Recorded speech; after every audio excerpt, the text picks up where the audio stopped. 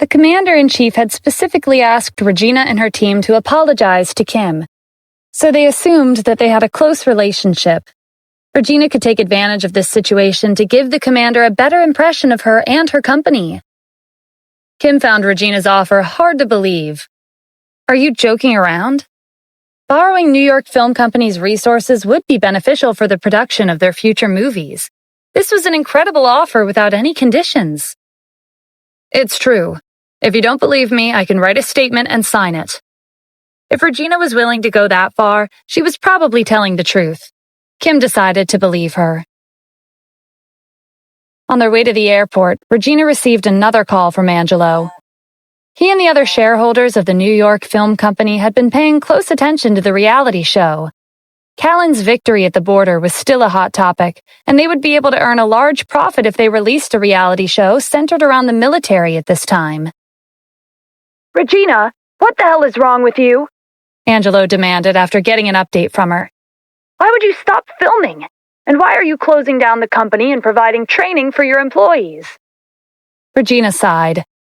I had no choice. We made the necessary preparations to begin filming, but we were kicked out. Who would do that? Did you mention Patrick Sierra? I did, and he got even angrier. That doesn't make any sense. Patrick is the commander-in-chief's right-hand man. Regina was getting irritated that they weren't on the same page. You weren't there, so you don't know, but the person who kicked us out was the commander-in-chief himself. What? You saw the commander at the base? Yeah, I did, Regina snapped. And that's not all. He said that my team and I made a mess of their camp. We were fortunate to get out of there alive. Forget it. I'm hanging up. The line disconnected with a beep. What did Regina say? Callum asked. She was chased out of the military base by the commander-in-chief, Angelo replied. How's that possible? Patrick's a member of the Armored Cavalry Battalion, and he has a close connection with the commander. Why would they turn Regina away if they knew that our family supports their company? Calum said. That's exactly what I don't understand. The answer's simple, Arjun said. There's a high possibility that Regina offended the commander somehow. Angelo nodded in understanding. That has to be it. It doesn't matter how important Patrick is to the commander. Regina got on his nerves and got her team kicked out. We should try and distance ourselves from people like Regina as much as possible to prevent the commander from thinking badly of Patrick, Callum suggested. If Stephen were here, he would have been bewildered by their imaginations. He went straight to Tanith Corporation to look for Kim after leaving the military base. Kim, did Regina and her team come to apologize? Stephen asked as soon as he stepped into the office. They did. Were you the one who asked them to come? Of course. New York Film Company was famous, and Regina was the CEO. She had the support of the Sierra family. It didn't make sense for her to yield to Stephen. But when Kim thought about the Sierra family, she reasoned that they must have used their family's name to scare Regina. Stephen hated the Sierra family, but he was willing to use their name to help her. Kim was touched. Thank you, Stephen, she said, with tears in her eyes. Stephen had no idea why she was so emotional. After a lengthy discussion, the Sierra family decided to withdraw their shares from New York Film Company. This encouraged the rest of the shareholders to do the same. New York Film Company no longer had ties with the Sierra family, so Kim was able to use their resources more freely. Tanith Corporation expanded rapidly, and it was on the road to becoming a first-rate production company. Julia's career soared with no signs of stopping. As more movies were released with her as the lead actress, she received many offers from other production companies. Internationally renowned brands took the initiative to request Julia to endorse their products. Julia turned down the recruitment officers and insisted on staying with Tanith Corporation. With her successful career, she had amassed a large amount of savings. Her first thought when she checked her bank account was to donate to the impoverished and remote areas. Many celebrities brought along a team to film when they made a significant donation. Julia was different. She tried to keep a low profile whenever she donated. She covered up as much as possible to avoid being recognized by fans. If Stephen hadn't found out by chance, he would never have known about Julia's charitable acts. He suggested providing personal bodyguards and assistants for Julia, which Kim readily agreed to. Julia was moved, and her decision to stay with the Tanith Corporation was even more deeply rooted. After all, if Stephen hadn't brought her to Kim's company back then, perhaps she would have continued her ordinary life with a monthly salary of $2,000. If it weren't for them, she would still be worrying about rent and living expenses. But now, Julia was worth tens of millions, and she had become an A-list celebrity. Promotional posters of her movies were everywhere on the streets and alleys. Julia believed that she had gotten this far because of Kim and Stephen, and she was grateful to have met them when she was about to graduate from the film academy back then. While Julia's movies were sweeping through the movie theaters across the country, one particular upper-class circle in New York City was plotting against her. The name of their group was the Royal Entourage, and its members were from upper-class families in New York City. Brady Sierra and his cousin Ethan Sierra were present at the gathering. They were considered the lowest-ranking members. The Royal Entourage often met up for a meal. "Have you heard about the new actress everyone's been talking about?" one of them asked. "Her name's Julia. They say a wealthy business owner took a fancy to her and offered $100 million to get her to spend a night with him, but she wasn't moved at all." "I heard about that," another member said. "There aren't too many people like her in the entertainment industry who'd pass up on that kind of offer." "I've seen pictures of her. She's my type." The person who just spoke was Harland Pierce. He was the second most important person in the Royal Entourage. The Pierce family in New York City was involved in the aircraft industry, and their influence was equivalent to 10 times that of the Sierra family. The Sierra family was impressive without a doubt, but it was nothing compared to the Pierce family. As the successor of the Pierce family, Hartland had always thought highly of himself. Aside from the member ranked first, he didn't care about anyone else. Harland had slept with all the top actresses in the entertainment industry. None of the women that he had his eyes on could escape his clutches. Jim, who was ranked 5th in the circle, was quick to support Harland. "She turned down everyone else, but I doubt she'd be able to resist you." The other members nodded in agreement. Harland took a sip of wine. "Julia is pretty, but she's not the only one who caught my eye. The CEO of Tanith Corporation, Kim Cassidy, is also beautiful and alluring."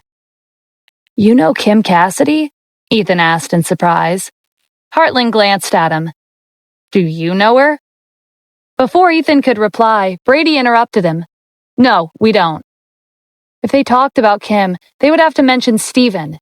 It would be embarrassing to reveal that Stephen was Angelo's grandson.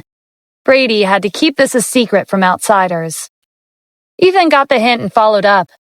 "We don't know each other, but we have heard of her. They say she's married." "I don't mind," Harland said. "I've asked someone to investigate her. She was married, but she recently divorced. They never had kids, and I doubt they were ever intimate with each other. I heard they were in a loveless marriage." Brady and Ethan were stunned. From their past interactions with Kim and Stephen, they had assumed that they were very much in love. "I'll be heading to Washington, D.C. in 2 days to find them. Come with me," Harland said. On the outside, Harland appeared to be refined and intellectual, but behind closed doors, he was a pervert. "Of course we'll be coming." Jim looked around the table. "We can't miss a good show, right?" Most of the members agreed. Ethan declined. "You see, our family has some important things to take care of for the next 2 days. Brady and I won't be able to get out of it. Have fun without us." If Ethan and Brady accompanied Harland to Washington, D.C. to look for Kim, there was a high chance that they would run into Stephen. His relationship with the Sierra family would be exposed. They decided it wasn't worth the risk and that they should stay out of it.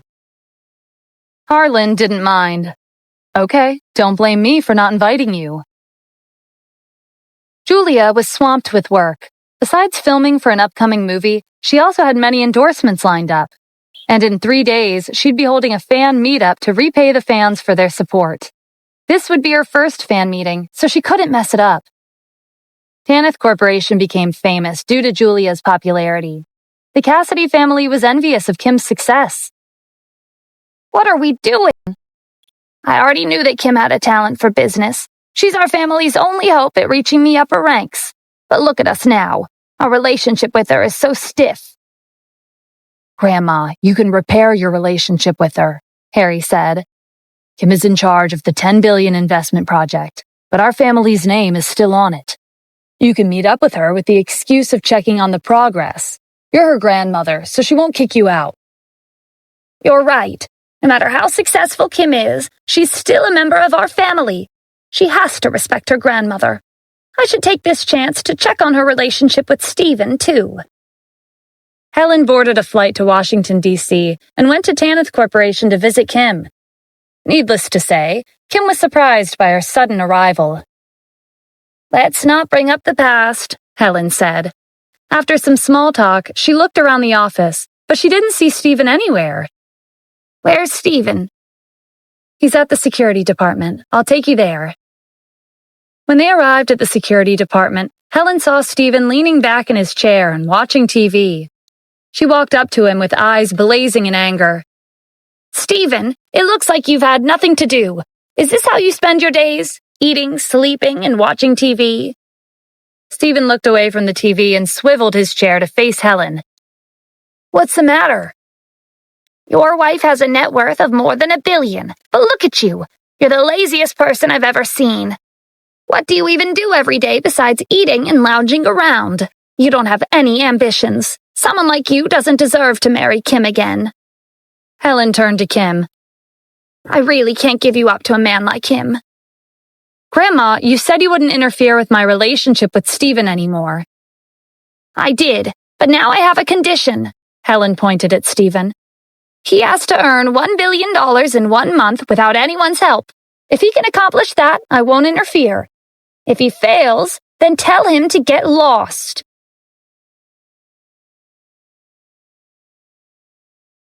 Grandma, you're clearly trying to make things difficult for Stephen, Kim said with a frown. Is it really that difficult? I've done my research. Back when he founded Felicity Corporation, he earned $2 billion in profits in half a month. It's a piece of cake for him to earn $1 billion in 1 month, Helen replied. You can't compare Stephen's situation to back then, Kim retorted. Helen scoffed. I don't care. If he can't do it, then forget about getting married again. Kim, don't worry, Stephen said with a smile. I'll agree to Grandma's condition. It's just $1 billion. That's not hard to do. Kim gave him a suspicious look. Earning $1 billion in 1 month wasn't a difficult task. Stephen's biggest connection right now was the Wyvern Group. According to Helen's condition, he had to earn $1 billion without assistance. She suddenly thought of the Sierra family.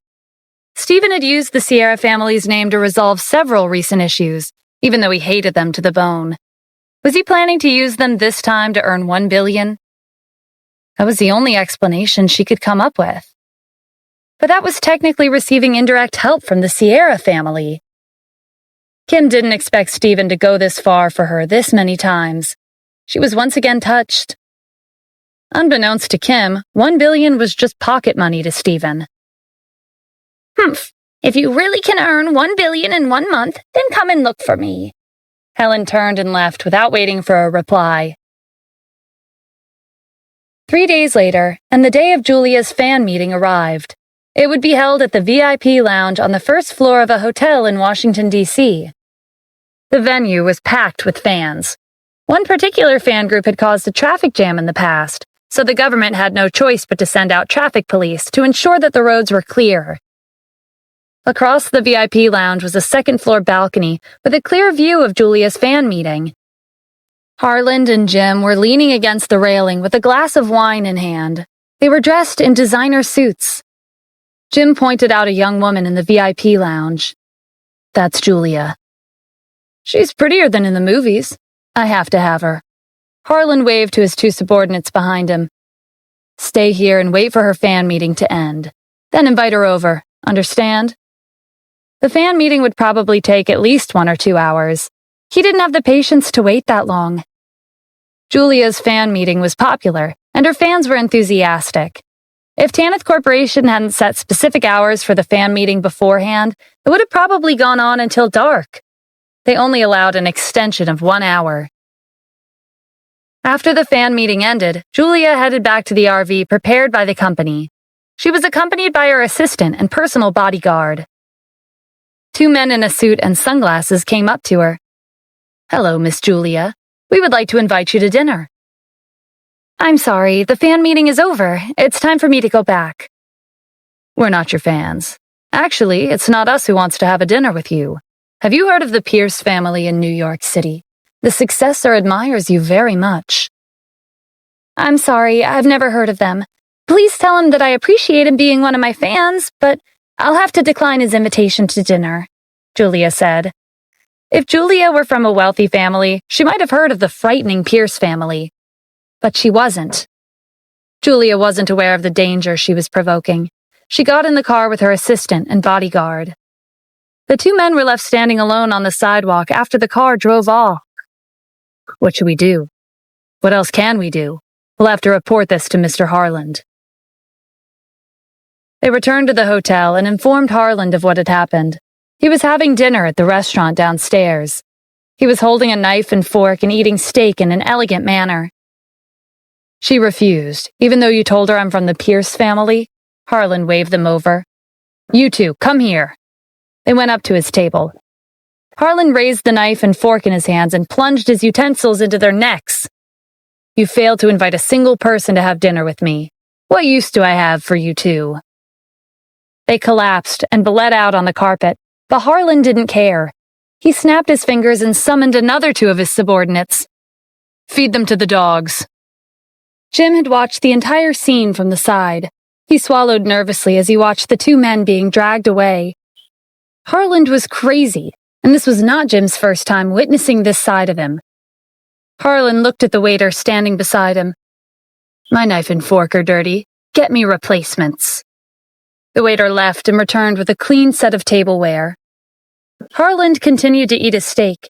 There was no sign of the madman who had just stabbed his own subordinates to death. Those who were familiar with Harland knew that this was a frequent occurrence. On the surface, he looked amiable, like an elegant gentleman, but on the inside, he was temperamental. He could explode at any time, and anyone could be caught in the crossfire. One word could be enough to trigger him. Over the years, many subordinates who the Pierce family had assigned to Harland had been killed by his hands. Brady, Ethan, Jim, and the other members of the royal entourage were from upper-class families, but they didn't dare to show off in front of Harland, for fear of what he would do to them. Jim cleared his throat to find his voice amidst the oppressive atmosphere. "I can invite Julia for dinner." "There's no need for that. I'll do it myself," Harland said. "You're going in person?" Jim asked in surprise. He'd never seen Harland extend an invitation in person. On second thought, Harland probably didn't think too much of Julia. He was just annoyed that she had turned him down. "Yeah, I'll be heading over soon," Harland said. "She's surprisingly pretentious. She must have thought that I didn't think that highly of her since I only sent 2 people to pick her up. I'd like to see her reaction when I personally invite her to dinner." Harland snapped his fingers, and one of his subordinates hurried into the room. "Find out where Julia is," he instructed. His subordinate left and returned 5 minutes later. "She's having dinner at Pavilion Hotel. She's with the CEO of Tanith Corporation, Kim Cassidy, and a young man of unknown identity." "Kim is there too? That saves me the trouble." Harland ignored the young man of unknown identity part of his subordinate's report. He brought Jim and the other members of the royal entourage to Pavilion Hotel to look for Julia and Kim. After the fan meeting, Julia didn't go home. She went back to Tanith Corporation and headed to Pavilion Hotel with Kim and Stephen. Both of them had been busy for the past week preparing for today's fan meeting. Julia was moved by their efforts, and she'd promised that she would treat them to a meal after the fan meeting was over. The 3 of them were enjoying their meal at the hotel when a group of people walked up to their table. They were dressed in designer clothes, and there was an air of elegance around them. Harland glanced at Julia and then at Kim. "You must be Miss Kim from Tanith Corporation." "Yes, but I don't believe we've met before." Harland laughed. "Oh, I forgot to introduce myself. I'm Harland Pierce. I've admired you and Miss Julia for a long time. I came all the way here from New York City to meet you two. Can I join you for dinner?" Julia recognized his last name. The two people who had stopped her on her way to the car after the fan meeting had mentioned the Pierce family in New York City. Kim didn't answer right away. Harland was polite, but he was so polite that there was something unnerving about him. Stephen responded in their stead. "No, you can't." Harland looked at him. "What?" "I said no. We don't know who you are. You're just a stranger. We're in the middle of dinner, so if you have nothing else to say, then leave. Don't bother us." Stephen had already seen through Harland's ulterior motives. His attitude displeased Harland and the other members of the royal entourage. They had always been dominant and in control. They were the ones who rejected others. No one had ever rejected them.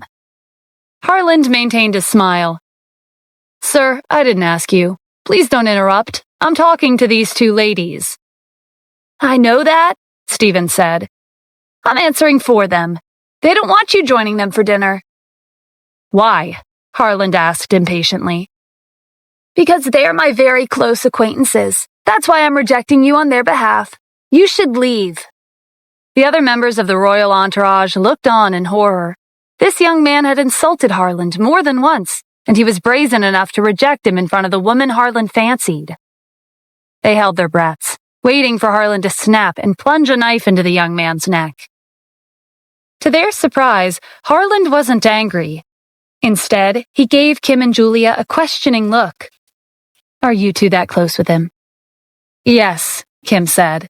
Julia didn't say anything. Harland misinterpreted their ambiguous responses and thought that Stephen had intimate relations with them. "Interesting. I feel sad for your husband, Miss Kim. Does he know you're having an affair out?" "He is my husband," Kim snapped. "What?" Harland turned back to Stephen in surprise. "So this is your useless husband. That makes things even more interesting. Sir, I would like to invite these two ladies to spend a night with me." The other members of the royal entourage were used to this. Only someone like Harland would ask for permission from a woman's husband to sleep with his wife. And no matter what he said or did, no one had the courage to reject him because of his affiliation with the Pierce family. Harland enjoyed this kind of provocation. Stephen frowned. "I'll give you 1 minute. Get out of here. Otherwise, don't blame me for being rude to you." If they were alone, Stephen would have beaten them up. But this was a restaurant in a hotel setting. He didn't want Kim and Julia to see him getting violent. Harland was unexpectedly calmed by the threat. A smile was still plastered on his face. "Okay, I won't bother you during your meal. We'll wait for you at the entrance. By the way, I've already booked a room. It's a presidential suite. There's lots of space. If you want, you can watch the show with my friends." Harland turned and left with Jim and the others. "They won't be that easy to deal with," Kim said worriedly when they were alone. From their demeanor and designer clothes, she could tell that they weren't ordinary people. Stephen swirled his glass of wine. "It'll be fine. Let's carry on with our dinner. Forget about what they said. I can handle them." Julia believed in Stephen's capabilities. With him here, she wasn't afraid of anyone. There were many people who didn't have a positive impression of Stephen. They saw him as a useless person who relied on Kim to survive. To Julia, Stephen was mysterious. No matter what kind of trouble he was in, he would always find a way to get out of it. She had a feeling that he was pretending to be nothing more than a security guard.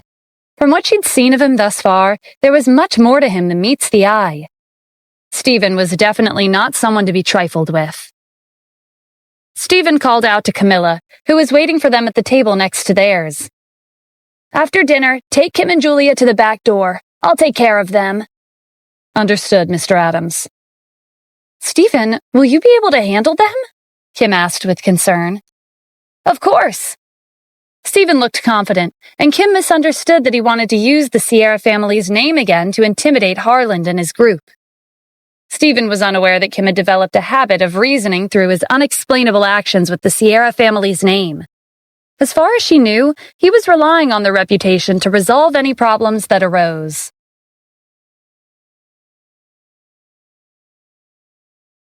The three of them finished their meal around 10 minutes later. Camilla took Kim and Julia to the back door, while Stephen strolled out the main entrance. Harland and his group were waiting for him like they said he would. 10 Ferraris, Lamborghinis, Maseratis, and other sports cars were parked in front of the hotel. The entrance was completely blocked off. These $10 million sports cars intimidated the owner of Pavilion Hotel. He was afraid to confront Harlan and the others, even if they were affecting his business. Harlan walked over to Stephen when he saw him. "Have you finished your meal?" "Yes, it was more enjoyable without you pests around." Harlan frowned when he looked behind Stephen. "Where's your close acquaintances? You didn't leave together?" "Sorry to disappoint you, but they're already on their way home." "The restaurant at this hotel has a back door," Jim explained. "They most likely left through there." Harlan's smile faltered. He was annoyed that two people he had put in the effort to meet had slipped away. "You're very dishonest. I already told you that I wanted to invite your acquaintances to spend a night with me. What you did is the same as looking down on me." "You asked my wife and an actress from her company to sleep with you right in front of me. I've never seen such a shameless person. Who do you think you are?" Stephen said. "I asked you for permission to sleep with them because I think highly of you," Harlan argued. "Spare me the nonsense." Harlan chuckled. "If you didn't like that, then what do you think I should have done?" "Oh, I understand now. Do you want to personally take your acquaintances to my bed? If that's the case, I don't mind." Stephen gave him a cold look. "You can insult me, but I won't let you insult them. You've already insulted them once at the hotel. I only let you go because I didn't want to use violence in front of them." "You talk big. If I didn't know any better, I would have thought you were some big shot." Harlan was the successor of the Pierce family, and he thought his position was so impressive that no one other than the elite families in Washington, D.C. and the member ranked first in the royal entourage were worth his attention. "Are you threatening me?" Harlan leaned close and pointed at his cheek. "If you have the courage, then hit me." The second those words left Harlan's mouth, Stephen's fist connected with his face. He stumbled back in shock with blood trickling down his nose. Jim and the other members of the royal entourage were astonished. The color drained from Jim's face. "Hey, are you crazy? Harlan is a member of the royal entourage!" Their circle had always been domineering. If violence was involved, they would be the ones hitting others. No one had the courage to lay a hand on them. They couldn't believe that this young man was daring enough to punch Harlan in the face. "The royal entourage," Stephen repeated. "That's an impressive name, but it doesn't matter what group you're from. If you insult my people, then I won't let you go." The members of their circle were from influential families, especially Harlan, but in Stephen's eyes, they were nothing more than some minor characters in a movie. Stephen dusted his hands, looking very disgusted. He turned to leave. "Stop him," Harlan shouted. "We can't let him go like this." Jim and the others hurriedly blocked Stephen's path. "Are you trying to leave after attacking Harlan? Do you think we're pushovers?" "What, not satisfied?" Stephen asked. "Do you want me to kill him? Consider him fortunate to have only gotten a punch to the face." Jim and the others looked at each other. They had never met someone who was more arrogant than them. "You're too impertinent for your own good," Jim spat.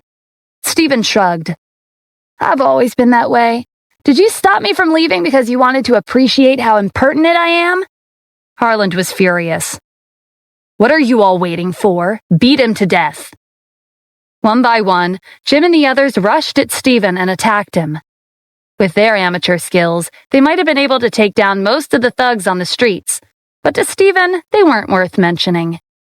He beat the royal entourage to the ground in less than 30 seconds. Harlan, Jim, and the others believed that they could make anyone stand down with just the mention of their name and their affiliation. They possessed little skill, and they thought they could run amok on the streets of Washington, D.C. with their background alone. That was why they hadn't brought any bodyguards with them. Harlan shrank back as Stephen walked up to him. "What do you want?" he asked with a tremble in his voice. There was no one else Harlan could turn to for help. A murderous glint in Stephen's eyes sent a chill down his spine. Harlan was ranked second in the royal entourage, and he'd never been afraid of anyone. But he could feel an aura of bloodshed and death emanating from Stephen. "Didn't you ask me to stay?" Stephen asked with a smile. Forget it. I don't want to hear it. People like you won't learn unless you have it beaten into you. Stephen grabbed Harlan by his hair and slammed him into the wall face first. Do you still want me to stay? Harlan garbled something that sounded like a no. Stephen glanced at Jim and the others. What about you guys? They frantically shook their heads. The second most important member of the royal entourage had been beaten to a pulp. What more could they do? They regretted blocking his path. Stephen nodded in satisfaction. All right, I'll be leaving now. Remember, don't think you can do whatever you want just because you're members of a group with a fancy name. He tossed Harlan to the side and walked away. Jim, what should we do now? One of the members asked. Do you even need to ask? Jim snapped. You want to chase after him? Don't even think about it if you value your life. We should take Harlan to the hospital first. Can't you see he's injured? Kim had been worrying about Stephen ever since they left the hotel. She was relieved when he returned in one piece. What happened? Nothing, really. They're just a bunch of spoiled brats. I took care of it already. By the way, I was thinking that we should increase the security around Julia to ensure her safety. She's a popular actress now, and there are people who want to harm her. We should arrange a few more bodyguards for her when she goes out. We can transfer some bodyguards from the Wyvern group, Stephen said. I was thinking the same thing, but is it all right for us to transfer them over to Washington, D.C.? Of course, you can treat the Wyvern group as your own company. Kim gave him a confused look. What do you mean? Stephen rushed to explain. What I mean is, Mr. Lucero and I are close. Jasmine is your friend, and the Wyvern Group has invested a lot of money into Tanith Corporation. At this point, our two companies are close enough to be considered family. Think of it this way. The future of Tanith Corporation is also the future of the Wyvern Group. So that's what you meant. You sounded like a business owner just now, Kim teased. Stephen laughed. After losing to Stephen, there was no news of the royal entourage in New York City or Washington, D.C. for a few days. Kim was busy with work, and the production of their next movie was progressing smoothly. As the days passed, Kim grew increasingly anxious. She couldn't focus on her work, so she called Stephen over. He came to her office in less than 5 minutes. What's wrong, Kim? Stephen, it's been a while since Grandma came to visit. How are things coming along with the $1 billion condition she set? Kim said. Is that all? Stephen asked in surprise. He didn't expect Kim to call him over all of a sudden to talk about Helen's demands. Stephen, I know you don't like Grandma very much. Actually, I don't like the way she deals with things. But at the end of the day, she is the head of the Cassidy family, so we should take some of her requests into consideration. I agree with you. You don't need to worry about the $1 billion. When the time comes, I'll have the money ready. $1 billion was equivalent to pocket money to Stephen, but Kim had a different interpretation of his relaxed attitude. She assumed that he'd be using the Sierra family's name to obtain the $1 billion. Helen's request was for Stephen to earn $1 billion without assistance. She was trying to make things difficult for him, but she was also trying to test whether he still had his ambition from 6 years ago. Stephen was no longer the same person he was when he founded Felicity Corporation, although he was like when he was a rising entrepreneur. If it's possible, I hope you can earn $1 billion through your own efforts. Stephen was oblivious to Kim's thoughts. Don't worry, of course I'll be relying on my own capabilities to make $1 billion. Harlan was being treated at a hospital in Washington, D.C. He was staying in the VIP ward. I can't let this go. Whoever he is, I'll find him. Everyone knew that Harlan was a member of the royal entourage. He had been humiliated in a place like Washington, D.C. If word got out, he would no longer be able to face anyone. Why don't you wait until you're recovered? Jim suggested in concern. I can't wait anymore. Harlan pulled out his IV line and jumped off the bed. I need to find him now. It won't be easy, Jim said. None of us were a match for him. It might be dangerous. Then find someone who's stronger than him, Harlan replied. None of their families had expected someone to provoke them. The bodyguards they were assigned weren't necessarily the best in the field. None of them would be a match for Stephen. That's not a good idea. If we do that, people will question us, Jim pointed out. They'll find out that someone attacked you." When Harlan frowned, Jim suddenly had an idea. "I've thought of something. We can borrow some people from the Hawthorne Society. You're friends with Micah, aren't you? He's a member of the 8 deities. I heard Washington, D.C. is part of their territory." "You're right. How could I have forgotten about Micah? Let's go find him." Micah was surprised to see Harland badly injured when he showed up at his doorstep. "Who did this to you?" Hawthorne Society was a large organization, and its influence was extensive, but they still had to treat the royal entourage with respect to avoid conflicts with them. Many members of the Hawthorne Society were friends with the member ranked first in the royal entourage. "It was an embarrassing incident," Harlan replied bitterly. "Don't ask me for the details. I'm here to borrow some of your people. I have to get back at the person who did this to me." Since Harlan had spoken, Micah couldn't refuse. "Sure. How many people do you want?" 100. Make sure they're the best fighters in your organization." "No problem," Micah said. Micah gathered 100 members of the Hawthorne Society and let Harlan take them away. While Harlan and his group were leading 100 members of Hawthorne Society to Tanith Corporation, Micah was having a discussion with his assistant. "This is all really strange. Harlan is a member of the royal entourage. Who would attack him?" Micah's assistant was similarly surprised. "It's unbelievable. Even our organization has to be wary of them. Provoking Harlan is crazy." "Wait," Micah froze when it dawned on him. "There is one person who's capable of that. He's in Washington, D.C. right now." His assistant was also enlightened. "Are you talking about... If it really was him, then this situation makes sense." "We're in trouble," Micah replied. Harlan's encounter with Stephen had resulted in a crushing defeat. This was similar to the Hawthorne Society's confrontation with Stephen a while back. Micah stood up abruptly. "We have to hurry and go after them. Harlan's planning to attack the commander-in-chief. What will the commander think when he sees people from Hawthorne Society?" The two of them dashed out of the house without wasting any time.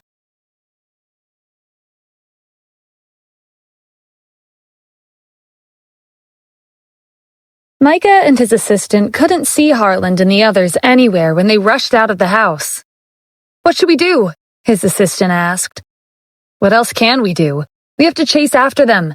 We have to stop Harland before he meets the commander-in-chief. This situation will get out of hand if we don't make it in time," Micah replied. Unfortunately, Harland was fast and fueled by his need for revenge. Micah and his assistant couldn't catch up. Stephen was currently at Tanith Corporation's security department as usual. He was leaning back in his chair and leisurely watching TV. Kim thought Stephen was worried about earning the $1 billion and was watching TV to relieve his stress. She let him be and returned to her office. There was a lot of work to be done now that Tanith Corporation had been transferred here. Kim was looking over some documents at her desk when her secretary ran into the room. "There's a crowd of people heading towards our building. I don't think they're here for a pleasant chat." Kim looked out the window. A large group with knives in their hands was rushing to the company. The man in the lead had bandages wrapped around his head and plasters on his face. She couldn't see his face that clearly, but she did recognize several people behind him. They were the group that had come to the hotel that night with Harland. They were here for revenge. Stephen had told her that he'd taken care of it. Now Kim understood just how he'd accomplished that. "What should we do, Miss Kim?" Secretary asked. "I don't know either." Kim was a bit nervous when she saw how large their group was. At that moment, Tanith Corporation security guards hurried out of the building to block the entrance. Stephen was also there. Kim's tension eased when she saw Stephen. "Let's go downstairs." Reese was leading the team of security guards. They were prepared for a direct confrontation. Reese went over to Stephen when he saw him. "Mr. Adams, these spoiled brats from New York City are quite capable. They managed to rally such a big group," he whispered. Stephen smiled in amusement. "Gaining the upper hand in a fight is not dependent on numbers." He called out to Harland. "Hey, you don't look so good. Where'd you get these people from?" Harland removed the bandages and threw them to the floor. "You bastard. You should have already seen this coming when you let me go that night." "You're overestimating yourself," Stephen replied. "I know you're skilled, but I'll make sure you die today. You're no match for these 100 people behind me." "Let's test that theory," Stephen provoked. He wouldn't care even if it were tens of thousands of them. "Since you're so eager to die, I'll fulfill your wish. People of Hawthorne Society, get 'em." Kim and her secretary had just arrived at the lobby. Their breaths hitched when they heard Harlan's booming voice. However, no one moved. The Hawthorne Society member standing in the front dropped his weapon and got to his knees. "Hello, Mr. Adams." The other members followed suit and shouted their greetings. It was quite a spectacular scene. Harlan needed a second to process the situation. "Are you crazy? Why are you on your knees?" After the conflict with the Hawthorne Society and Stephen, Atticus distributed a picture of Stephen to all the executives, who then informed the rest of the members. He wanted to prevent his students from antagonizing the commander-in-chief by accident. It would be for the best to greet him respectfully whenever they saw him. Therefore, these 100 members of the Hawthorne Society recognized Stephen the moment he stepped out of the building. Kim was relieved, but also confused as to why these aggressive-looking people suddenly knelt and greeted Stephen.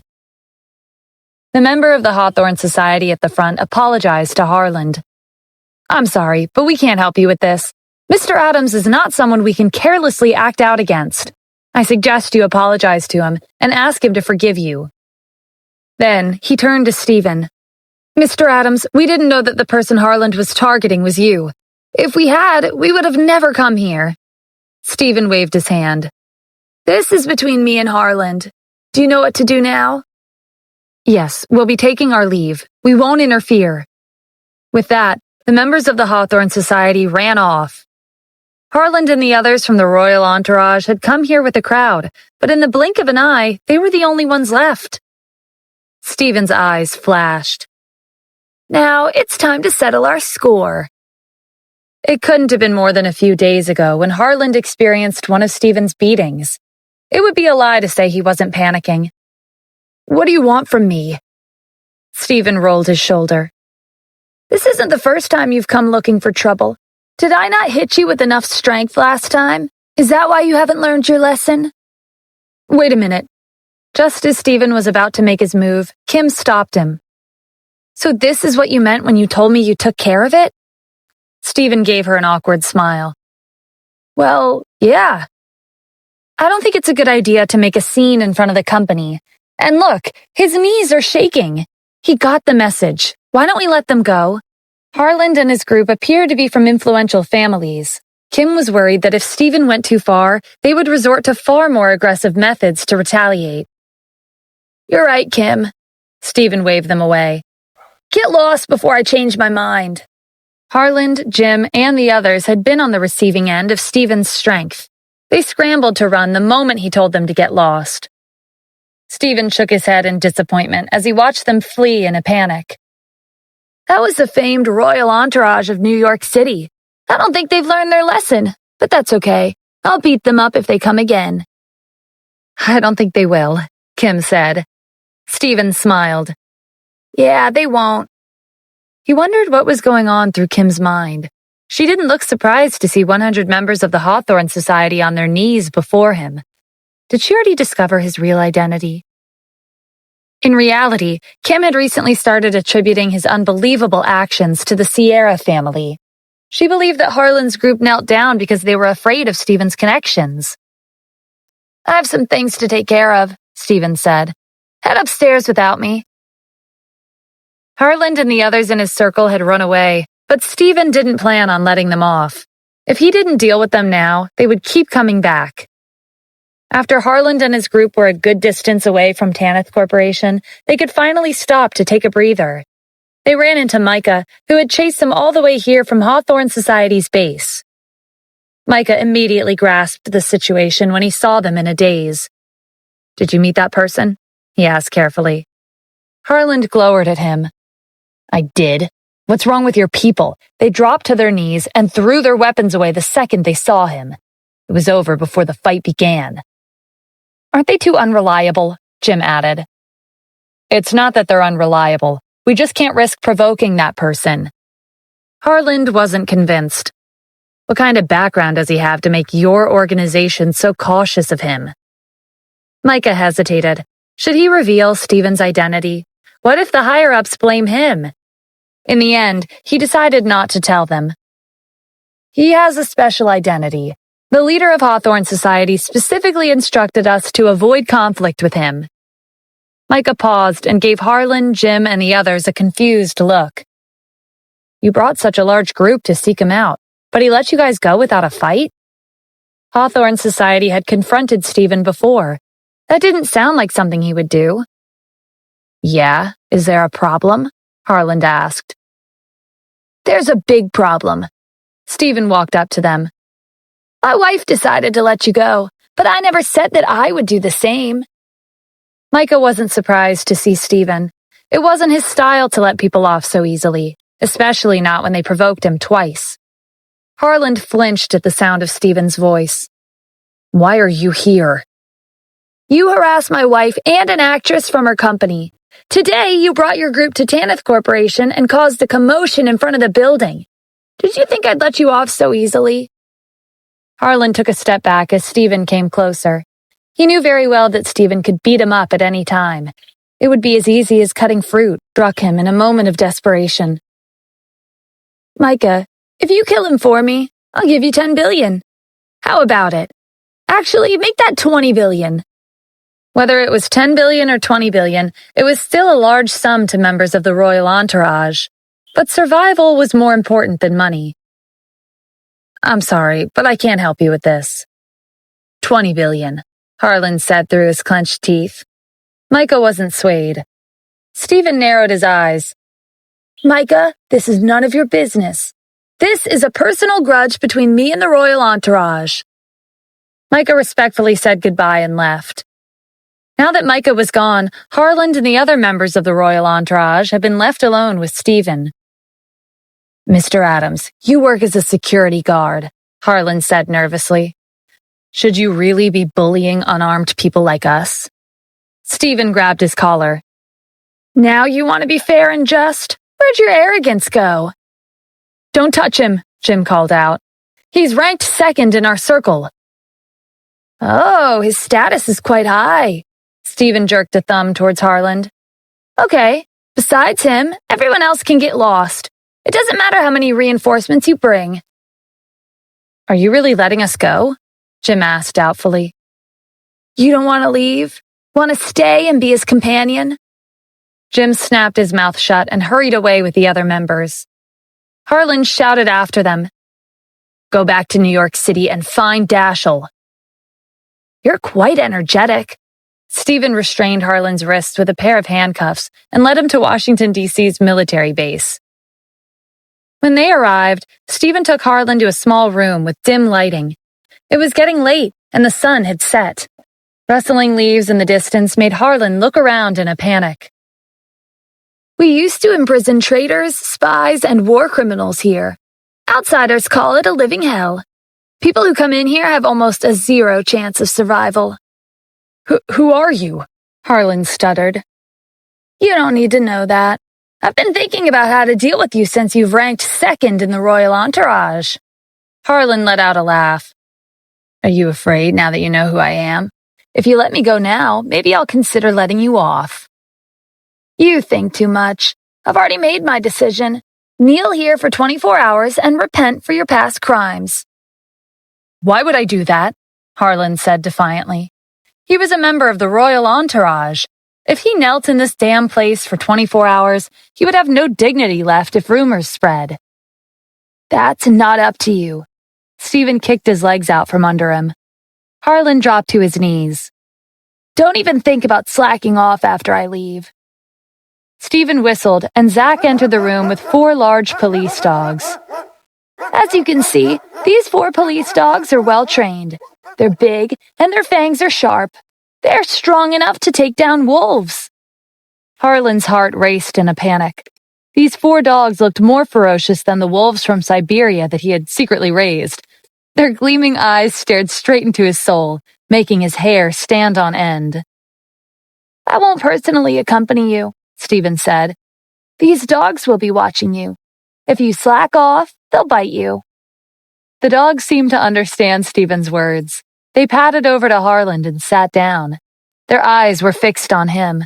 He was so scared that he straightened, brought his legs closer together, and assumed a proper kneeling position. Jim and the other members of the royal entourage couldn't ask the Pierce family for help. It would ruin Harland's reputation.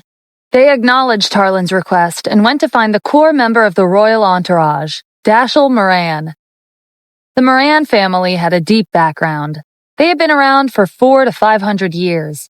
Dashiell was the successor of the Moran family, and he was proficient in martial arts. The average person wouldn't be able to get close to him.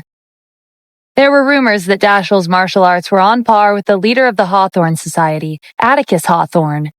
When age was taken into consideration, it could be said that Dashiell's martial arts were better because of his potential. Jim and the others found Dashiell at a club in New York City. Instead of going in and disturbing him, they waited outside. When Dashiell was done for the night, he called them in. "Why did you rush here to look for me?" Dashiell asked, taking a drag of his cigarette. Jim gave him a rundown of what had happened in Washington, D.C. "I can't believe there's someone like that in Washington, D.C. He's not afraid of the royal entourage or me." "Yes, what's even stranger is that the Hawthorne Society is afraid of provoking him," Jim said. Dashiell snorted. "Hawthorne Society's nothing compared to our circle. Anyway, Harland is a member of the royal entourage, so his business is also my business. I'll handle this." As a core member of the royal entourage, Dashiell was an expert in taking care of the dirty work. If he took action, this situation would be resolved in no time. Even Atticus Hawthorne was wary of facing Dashiell head-on. Dashiell gathered his expert subordinates and hurried to Washington, D.C. in 10 Range Rovers. When they arrived, Jim said, "I've asked someone to investigate. Harland was brought to some kind of rundown location on the outskirts of the district. It's not far from here." "Okay, let's go." Hawthorne Society found out about Dashiell's arrival in Washington, D.C. with hundreds of his subordinates, and the news soon reached Micah. "It looks like Dashiell's aiming for a direct confrontation with that person. Should we give him a warning?" his assistant asked. Micah thought it over. "No, why would we do that? I think that person is using this opportunity to round up Dashiell's gang." His assistants hadn't thought of that. Whether it was Dashiell or the commander-in-chief, Hawthorne Society couldn't afford to provoke either of them. "Then what should we do?" "Let's just wait and see," Micah suggested. "Maybe the royal entourage will soon disappear from New York City."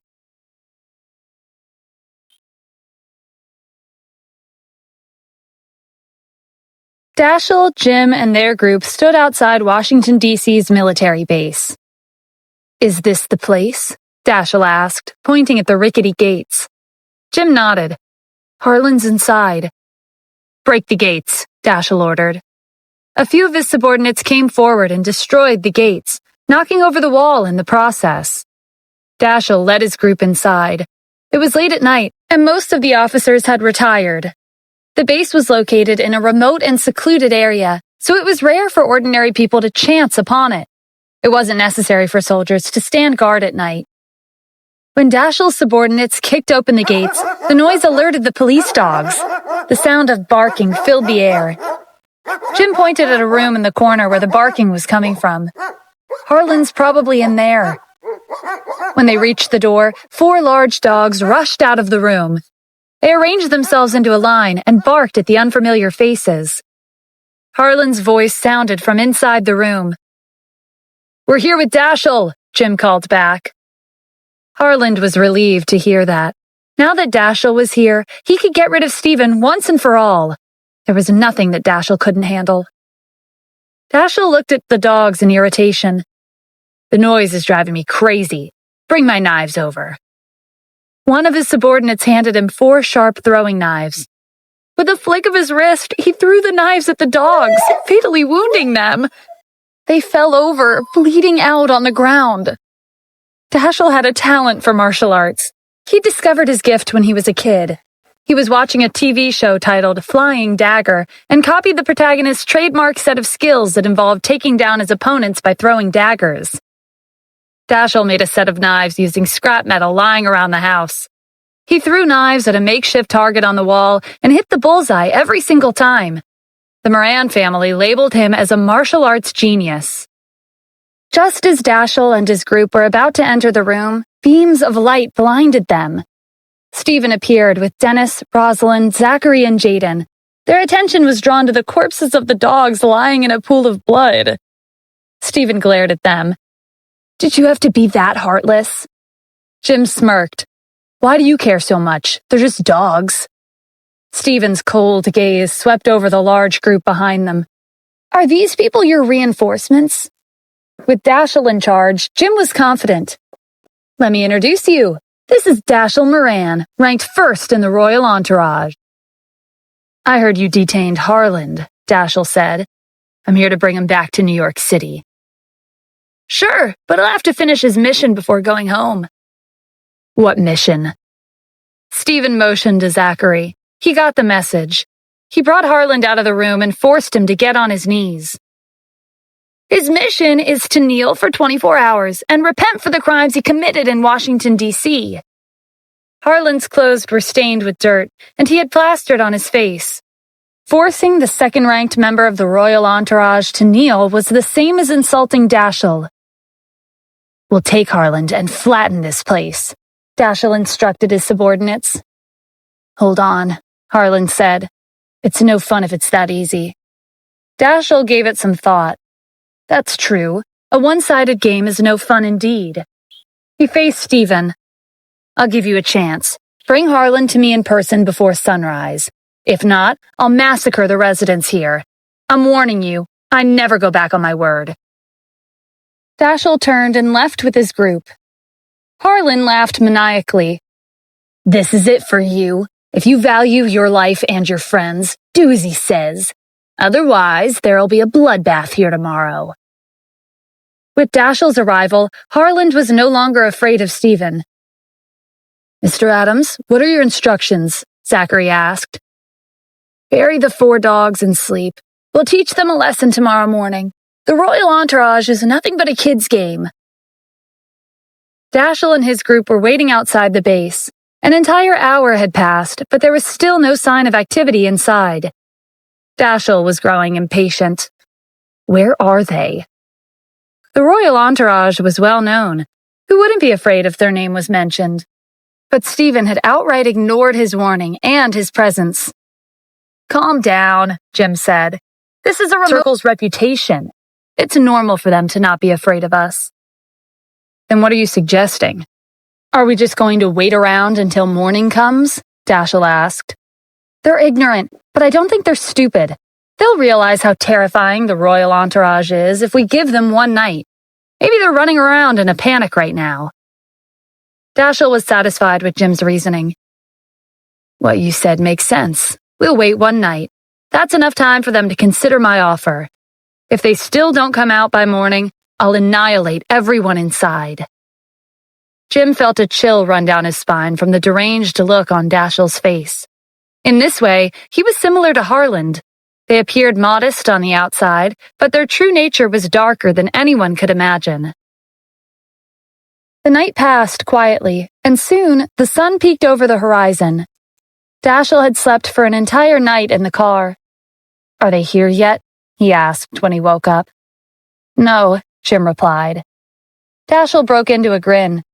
"They really don't care about the royal entourage. That's fine with me.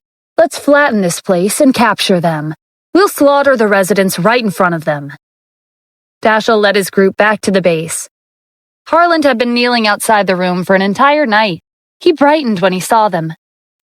"After I kill them, I'll bring you back to New York City," Dashiell said. Stephen came over with the 4 great generals. "I didn't expect you to be so stubborn. I gave you a chance, but none of you took it. It's too late now." Dashiell signaled to his subordinates. They drew their swords, rushed past him, and surrounded Stephen's group. "Interesting," Stephen said. These people were a tier above the members of the Hawthorne Society. Jaden stepped forward. "I'll take care of them." Stephen nodded. With a height of 6'5", Jaden towered over Dashiell's subordinates. He didn't pull out any flashy weapons. Instead, he rushed at them with his bare hands. When the swords made contact with Jaden's body, the tips blunted, as if they had hit an iron wall. Dashiell's subordinates froze. Not a single scratch could be seen on him. Was he not human? Jaden had spent his early years wandering in the wilderness. He'd cultivated a body that was impenetrable to sharp objects like swords and spears. Not even bullets could harm him. Stephen had encountered Jaden by chance and brought him to the battlefield, where he went on to make a name for himself as one of the 4 great generals. Jaden possessed extraordinary defense, and he had blocked bullets for Stephen many times on the battlefield. Jaden barely felt the swords on his skin. The sensation was at most a tickle. With a swing of his arm, the rush of wind knocked Dashiell's subordinates off their feet. These subordinates were elites that Dashiell had picked out from thousands of people. Their strength was undeniable. How could they have been defeated by a single person? Dashiell waved his hand again, and 10 more of his subordinates rushed out from behind him. They were stronger than the first group. They wielded iron swords and experienced hundreds of battles. Dashiell had once relied on these 10 subordinates of his to freely come and go from Hawthorne Society's headquarters. Even Atticus would be at a disadvantage. Jaden noticed that these 10 subordinates were stronger than the first group. He wasn't fazed. On the contrary, he was excited. He charged at them and resisted their attacks with his sturdy body. This time, Jaden didn't come out of the confrontation unharmed. Their iron swords had left scratches on his skin. Dashiell was relieved to see that he wasn't invincible. He could be harmed. Harland was even more smug.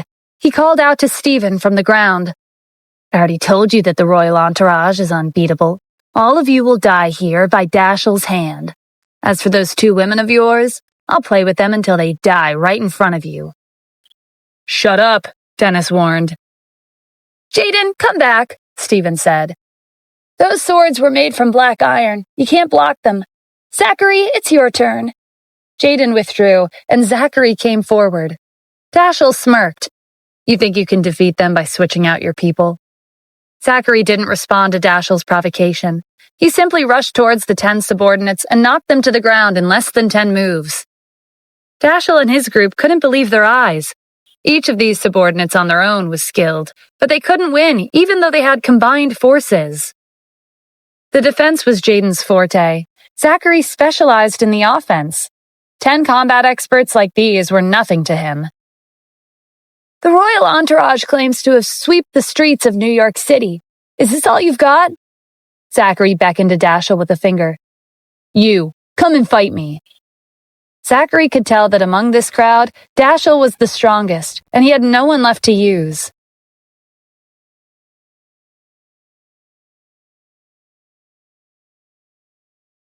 "Damn it," Dashiell cursed. He walked up to Zachary. "I'll show you how strong the royal entourage really is." Zachary smiled in anticipation. "Sure." They lunged at the same time. Dashiell was much stronger than those 10 subordinates. He and Zachary exchanged more than a dozen moves. Cracks formed on the ground, walls collapsed, and the small room with dim lighting turned into a pile of debris. Dashiell was destructive and deserved the title of a genius in martial arts, but he was still no match for Zachary. After 50 moves, Zachary found an opening and struck his vital point. Dashiell dropped to his knees and coughed up blood. He couldn't believe that he'd lost. Based on appearances, Zachary seemed to be around his age, but his martial arts far surpassed his own. Dashiell had always been called a genius, but Zachary was on a completely different level. If he was this strong, Stephen and the other 3 couldn't be ordinary people. Jaden and Zachary alone had defeated his group of more than 100 experts.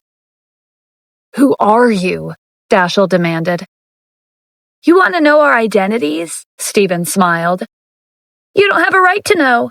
To put it simply, the royal entourage is nothing more than a kid's game." Dashiell was in disbelief when he grasped his meaning. To Stephen and his group, defeating the royal entourage was child's play. Harlan broke out in a cold sweat.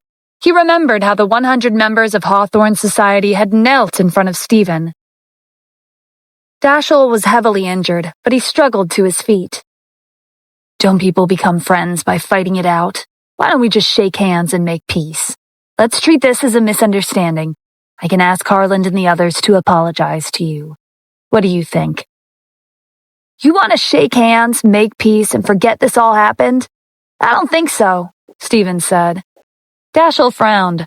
The royal entourage was supposed to be invincible, but he had been thoroughly humiliated by Stephen. Based on what he had heard about Stephen from Jim and the others, if they didn't surrender here, all of them would be killed. This was Dashiell's first time asking for peace. Embarrassing himself one more time didn't matter in the grand scheme of things. As long as they could make it out of here alive, he could return to New York City and come up with a different plan to get rid of Stephen. Unfortunately, Stephen didn't budge. Dashiell tried again. I understand that this was all our fault. Harlan insulted your wife and provoked you. He deserves this. But you and I are both people who walk the martial arts world. The more friends, the better. Even if you don't want to be friends like us, it's better than having us as an enemy. You're not wrong, Stephen agreed. If I were weaker than you, I might have been forced to listen to your demands. But that's not the case. I have many enemies who want my life. Adding one or two more to the list doesn't make a difference. Aren't you being too full of yourself? You know what they say. You can never be too careful. Your decisions in the present could come back to haunt you in the future. The members of the royal entourage are from royal families in New York City. If you go against us, you'll be going against all of them. Dashiell and the others assumed prideful expressions. No matter how high Stephen's status was, he wouldn't be able to win against all of them combined. If Stephen really did have the backing of a prominent family in Washington, D.C., they wouldn't risk starting a war with the families in New York City. Are you threatening me? Stephen asked. Dashiell shrugged. If that's how you want to think of it, you can insult the royal entourage, but can you do the same to my family? They're an influential family back in New York City. Wouldn't they be a great deal of help to you in the future? Stephen clapped his hands. Your speech is convincing, but the truth of the matter is that Harlan harassed my wife more than once and tried to kill me. You killed 4 of my dogs and also threatened to kill the residents of this community. I can't let you go that easily. It's true that Harlan harassed your wife, but you've already made him kneel for the entire night. The massacre didn't happen. As for the dogs, they're just dogs. Do we really need to talk about them? Is that what you think? Those dogs were special to me. I have to talk about them, Stephen replied. Dashiell didn't back down. Well, if you want to talk about them, then you're going against all of our families. He didn't believe that Stephen would make things difficult for him because of the 4 dogs. The lives of 4 mutts couldn't possibly be more important than becoming an enemy of the royal families in New York City. Pain exploded in Dashiell's right cheek and pulled him out of his thoughts. Stephen had punched him. It doesn't matter what family you're from. I want to go against all of them. The coldness in Stephen's eyes shook Dashiell's confidence. What do you want? Dashiell had always been the one who abused and humiliated his opponents. This was the first time he'd experienced his life hanging by a thread. It would be easy to kill you, but taking your life for the lives of 4 dogs would make me the same as you and your group. How about this? Give up your arms in exchange for your lives you took last night. A dagger flashed in Zachary's hand. He stepped forward, and blood splattered on the ground. It had been several days since Brady and Ethan last heard from the royal entourage. What do you think they're up to right now? Brady asked. Do you think Harlan managed to meet with Kim and Julia? Of course he has. There's no one who can refuse him, Ethan answered. Harlan had committed countless crimes in New York City, but no one could stop him because of his influence. Why would Washington, D.C. be any different? Brady wasn't reassured. Something's not right ago, but he didn't pick up. I tried calling Jim, but he didn't answer either. I have a bad feeling about this. What could possibly happen? You're worrying too much. Maybe Harlan's been fooling around in bed for the past few days.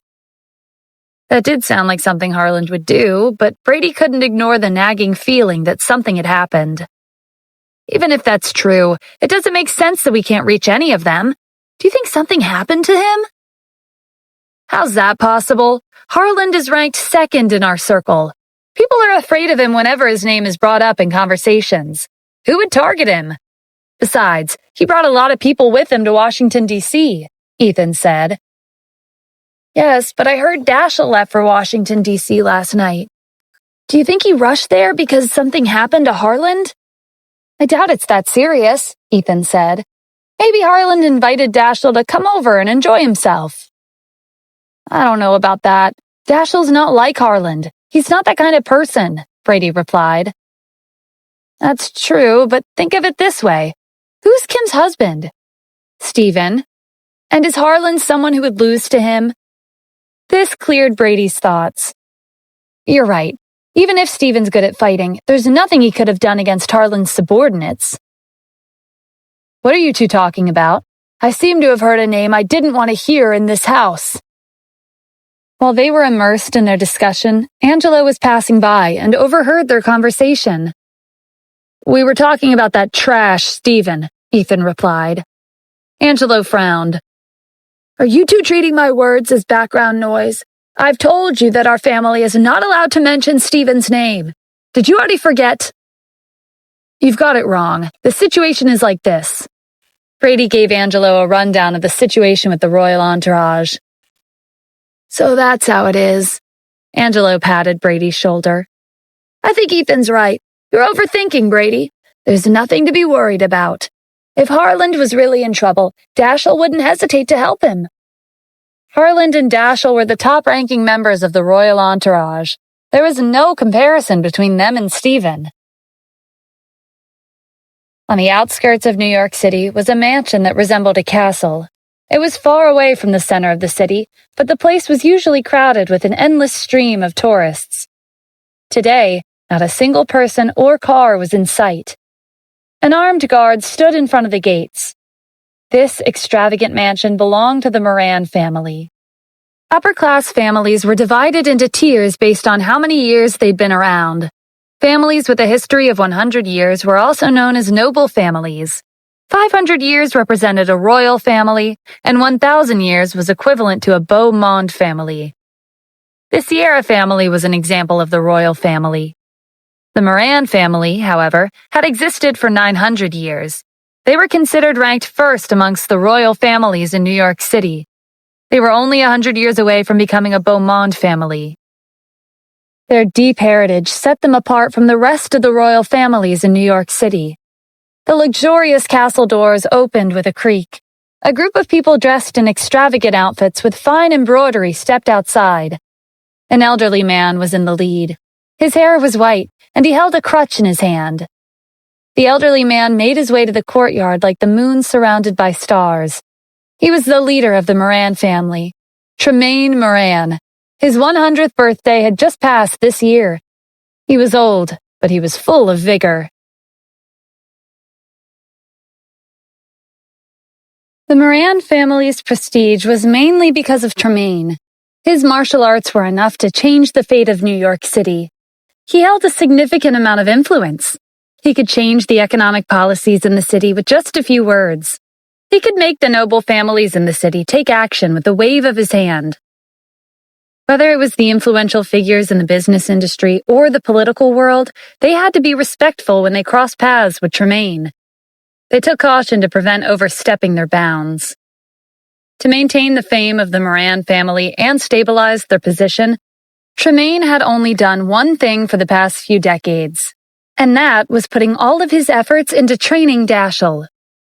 His hard work wasn't in vain. Dashiell lived up to expectations. Among the younger generation in the royal families in New York City, he was the most outstanding. It only took Dashiell a year to establish the royal entourage. The speed of his growth evoked envy and a sense of inferiority from the rest of the younger generation. When Dashiell was named the successor of the Moran family, everyone supported him. Tremaine loved his grandson. He regarded Dashiell as a rare treasure. Needless to say, he was furious when he found out that Dashiell's arms were severely injured. A murderous intent circulated in the air. Tremaine slammed his crutch on the ground. Cracks formed on the surface as the tip of the crutch snapped off. The other members of the Moran family lowered their gazes.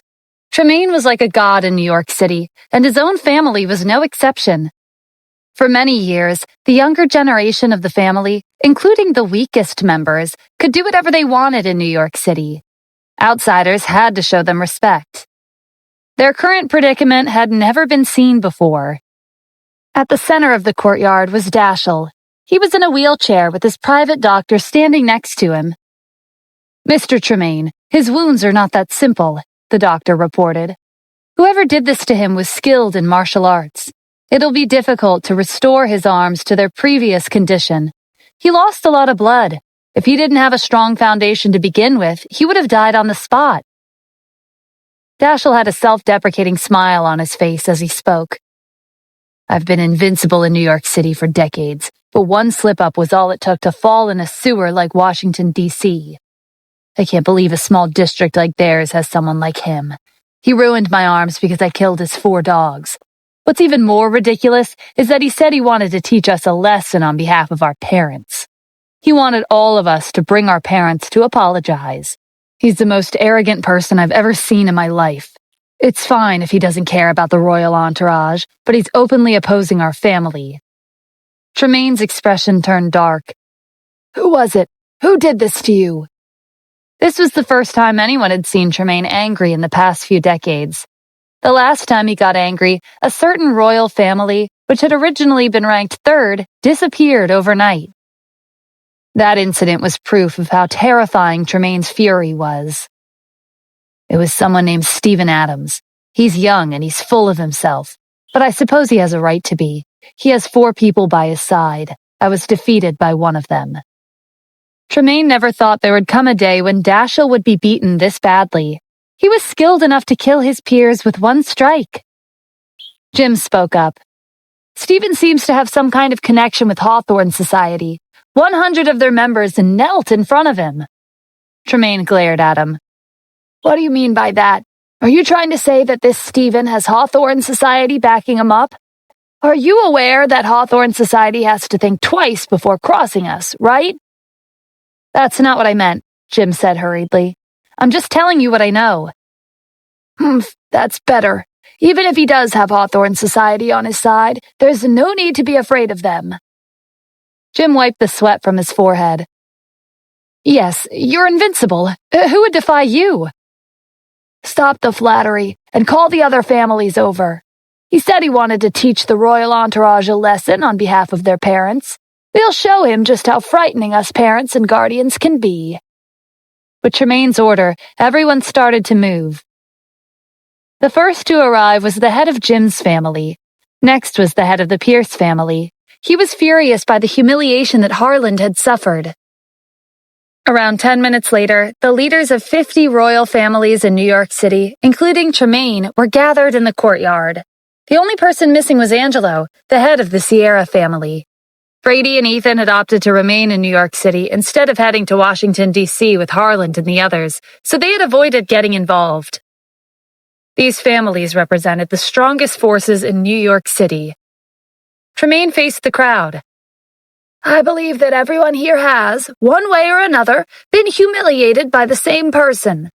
Our prestige as royal families of New York City is on the line. We have to keep a low profile on our way to Washington, D.C. to ensure the success of our plan. After we kill him and the people around him, we'll make an announcement." The crowd shouted their agreement. No one dared to disobey him. Although Tremaine wanted to keep a low profile, the other 49 family heads brought their subordinates along. They were at the top of their field. With Tremaine as the leader and 49 family heads at his support, their numbers reached the hundreds. Tremaine's 10 bodyguards were the best of the best. They were skilled enough to wipe out Hawthorne Society if they worked together. While the royal families in New York City were raging, the entrance to Washington, D.C.'s military base was being repaired. Several soldiers were swiftly repairing the wall and mending the broken gates. Stephen and the 4 great generals stood there and watched. "This is the second time I've seen a wall of a military base being knocked over. Stephen said with a sigh. Dennis laughed. That's because you can't expose your identity. If people knew who you were, they wouldn't go around destroying walls on military grounds. If I see another wall being knocked over, I might as well not repair it and blow it all up. You shouldn't jinx it, Dennis teased. Who knows? Maybe this newly repaired wall will be knocked over again tonight. Those people from the royal entourage will definitely come back with reinforcements. That would be perfect timing. I don't know how these old guys from the royal families in New York City raise their kids. I should take this chance to teach them all a good lesson. The royal families in New York City had been around for hundreds of years, but their fame and prestige didn't mean anything to Stephen. A group of 8 people walked up to them. They were each wearing a uniform representing the rank of a general with stars on the front. It was clear that their status was not low. The person in the lead was the commander of Washington, D.C.'s military base, Juan Lovell. Those are military base commanders, Dennis said. Aside from Juan, Stephen didn't recognize any of them. Juan took the lead and saluted Stephen. The other 7 commanders did the same. This was their first time seeing the commander-in-chief, but they had long since heard about his achievements. Mr. Adams, 7 commanders of military bases across the country are preparing for a joint military exercise to deter the surrounding countries that are stirring up trouble. I'll introduce you to them. Juan began with the general on the right. This is the commander of New York City's military base, Eli Bryn. It was an honor to have the opportunity to meet him in person today. He saluted Stephen and greeted him. Eli was an experienced soldier on the battlefield, but he seemed to be somewhat at a loss in front of Stephen. I've heard about you, Stephen said with a smile. You've been guarding New York City for many years. Thank you for your hard work. New York City was an international metropolis. The city was important in terms of politics and the economy. Members of New York City's military base were usually of higher rank than other bases in the country. These 8 commanders were the same rank, but Eli held the highest status. Eli was flattered that Stephen had remembered his name. There couldn't be that many people who stood out to the commander-in-chief. This was an honor that no amount of money could buy. This is my duty as a soldier, Eli said modestly. Juan introduced the remaining 6 commanders. Stephen shook hands with them and greeted them. Like Eli, they were thrilled with the opportunity to meet the commander-in-chief in person. They had heard of Stephen's reputation, but they'd never met him, so they could only guess what kind of person he was. They imagined Stephen to be cold and ruthless, but he was actually humble and really friendly. In some ways, he didn't seem like the supreme leader of the military. Eli noticed the soldier repairing the wall. From his experience, he could tell that this wall had been broken by outsiders. Mr. Adams, this wall. It's nothing. A group of immature children were messing around and knocked down the wall.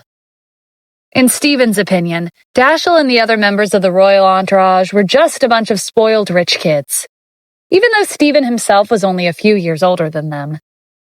But in terms of mental maturity, he'd experienced much more in the past 6 years than what Dashiell and the others had experienced in their lifetimes. Eli sucked in a breath. What kind of child would be so bold? This was Washington, D.C.'s military base. Not just anyone could find this place. Not to mention, it appeared that the wall had been broken by brute force.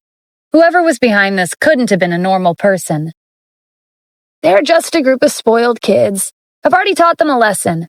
Tonight, they'll be bringing their parents to apologize. Eli nodded. So that's how it is. I thought someone was targeting you. If someone dared to target Mr. Adams, I'd be the first one to take action, Juan declared. All right, let's go inside and talk, Stephen said. Stephen wouldn't be participating in the joint exercise, but the commanders did want to receive his guidance to ensure the best possible outcome.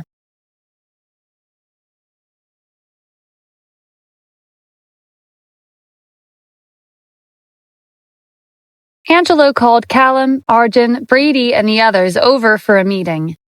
Did something happen? Brady asked, noticing the serious atmosphere. Angelo had a solemn look on his face. I just received news that the Moran family has left New York City. Are you sure? Callum asked doubtfully. It hadn't been long since Tremaine Moran's 100th birthday.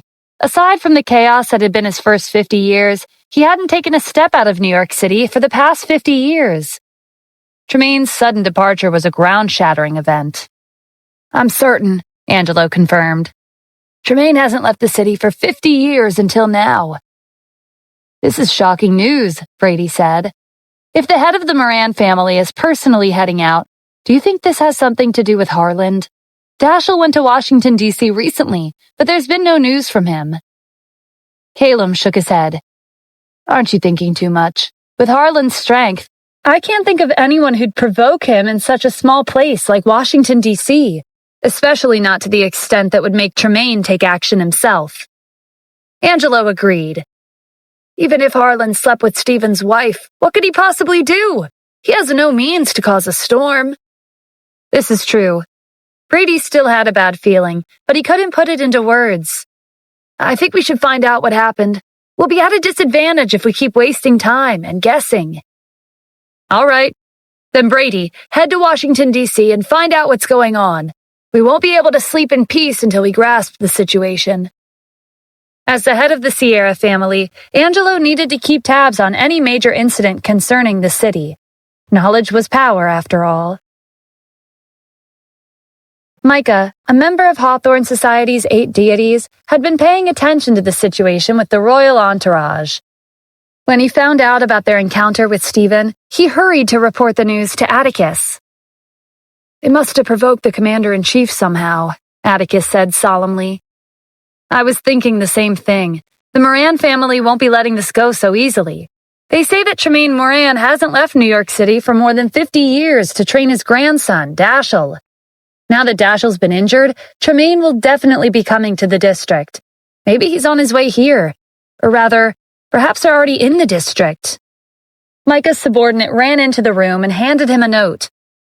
"I've just received a message from my informant. Tremaine is in Washington, D.C. Atticus stood up. "This won't do. I have to stop them. Hawthorne Society and the Moran family are all on good terms. We've been good friends for many years. I can't just watch Tremaine walk to his death. Where are they now? Come with me."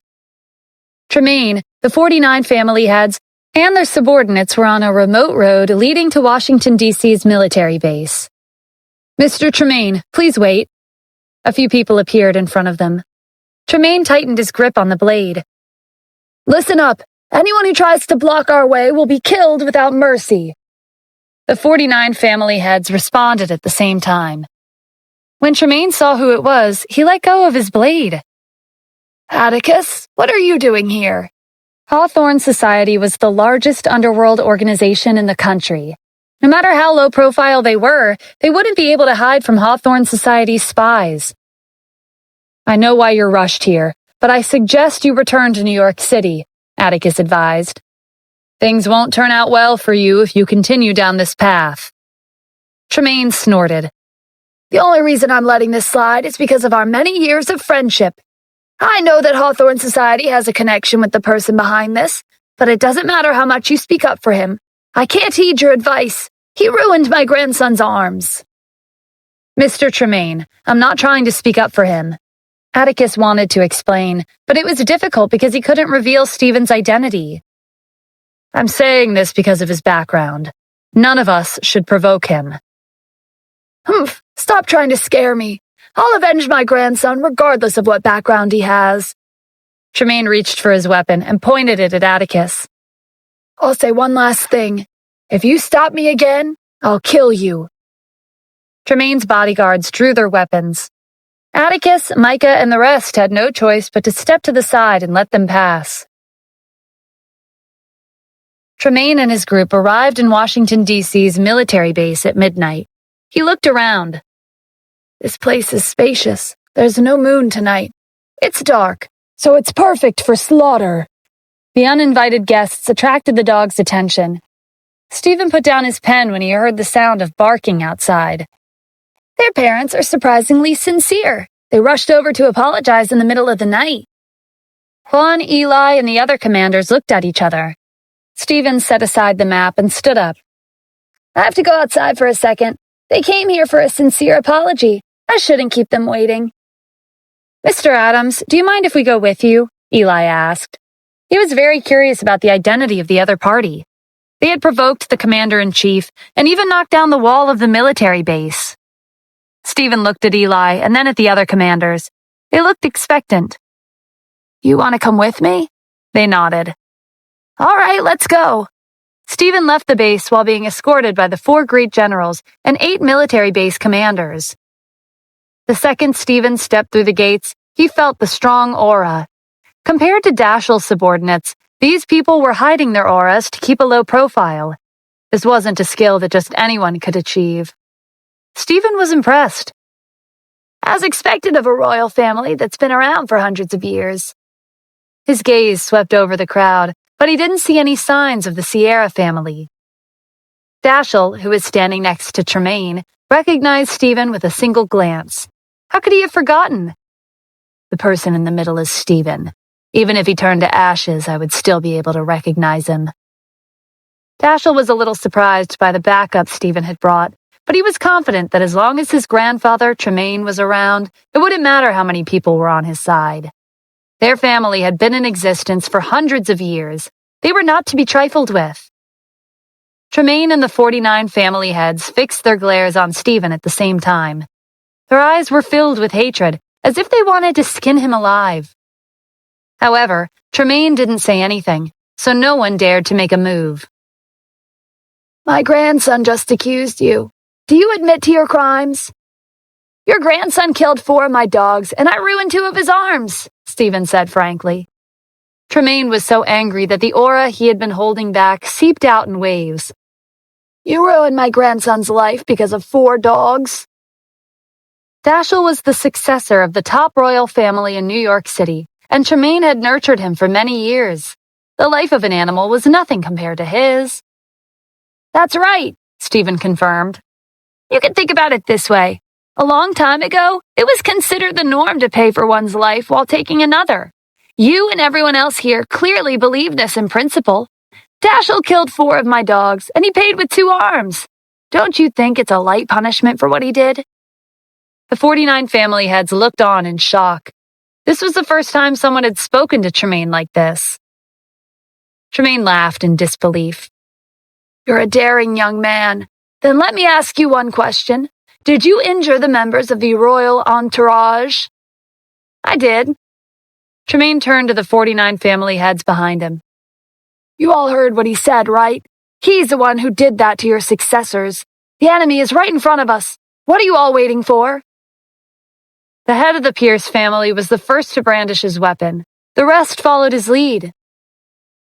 Wait, Stephen called out when he saw their eager faces.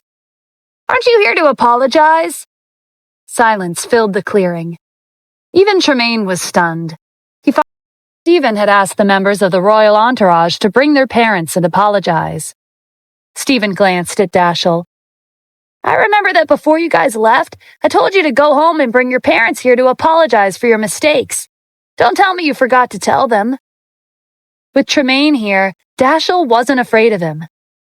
And why should they do that? I told you, if children make mistakes, then it was the fault of the adults who didn't teach them properly, so they should apologize for their children's mistakes. The 49 family heads looked at each other. Stephen wasn't just provoking Tremaine. He was provoking everyone here. The commanders of the military bases exchanged a confused glance. Weren't they here to give the commander-in-chief an apology? Why had they changed their minds to revenge? Eli was the commander of New York's military base, so he had recognized Tremaine and the 49 family heads the second he stepped out. They were famous amongst the upper class, and it was natural for Eli, who was responsible for keeping the peace and protecting the city, to know their faces. This was especially true for the head of the #1 royal family in the city, Tremaine. He could cover the sky with one hand, and he could make the economy fall back by 10 years with a few words. But even someone like Tremaine needed security. He had chosen to be on good terms with Eli. Tremaine threw his head back and laughed. Do you really not know who we are, or are you pretending to be stupid? Why don't you tell me? Who are you people? Stephen asked. Before Tremaine could say anything, the head of the Pierce family spoke. The person standing in front of you is the head of the #1 royal family in New York City, Tremaine Moran. Maybe you don't understand the concept of a royal family, so let me put it this way. Even the local government has to treat him with respect and address him with honorifics. As for me, I'm the head of the Pierce family. We are ranked second amongst the royal families in the city. Harland is my grandson. So, you're his grandfather. Seeing how arrogant you are, you must have spoiled him too much. That's why he goes around harassing women. I taught your grandson a lesson for you. You should thank me, Stephen replied. The head of the Pierce family frowned. I'll tell you right now that you can't afford to offend any of us. There's no one in this world whom I can't offend, Stephen said. Tremaine didn't expect him to look down on them, even after they revealed their identities. It seems like I have to explain to you what a royal family is. There's no need for that. Even if you explain, it doesn't change the fact that none of you are a match for me. Tremaine's anger had fizzled out because of Stephen's casual and relaxed attitude. It had been replaced by apprehension. Tremaine thought back to when Atticus had stopped him on his way here. From what he could see, Stephen didn't look like anyone special, but perhaps he really did have an extraordinary background. Any normal person would have been scared by just hearing the name Tremaine Moran. Are you from Washington, D.C.? Tremaine asked carefully. He wasn't afraid of ordinary noble families, but the same couldn't be said if Stephen was from one of the top 10 prestigious families in Washington, D.C. If that were the case, none of them would be a match for him, even if they combined their forces. Stephen saw through Tremaine's thoughts with a single glance. No. Are you trying to find out more about me? I'm from Los Angeles. In truth, Stephen was from Washington, D.C., but after the incident 6 years ago, he had cut all ties with the Addams family. He'd been staying in Los Angeles for the past few years, so it technically wasn't a lie. If that's the case, then this will be easy, Tremaine said. Stephen wasn't from a prestigious family in Washington, D.C., so he didn't have to be wary of him. I've been alive for 100 years, and I've spent a lot of time raising and training Dashiell. No one has ever slighted him. You're the first, so you tell me. How do you think I should deal with you to settle the score? Tremaine's tone was calm, but the other family heads held their breath for what was about to come. Ever since he became the head of the #1 royal family in the city, no one had ever come close to threatening his position, and no one had ever made him this angry. For the past several decades, whoever had dared to speak to Tremaine like this had ended up in a mangled state, with no exception. Stephen was the first to do so, and he was dead for sure. Do you want to kill me? Stephen asked, unfazed by Tremaine's threat. And if I do, it'll be easy to kill you with one strike. I should cut off your limbs and feed you to the wild dogs. Stephen gave it some thought.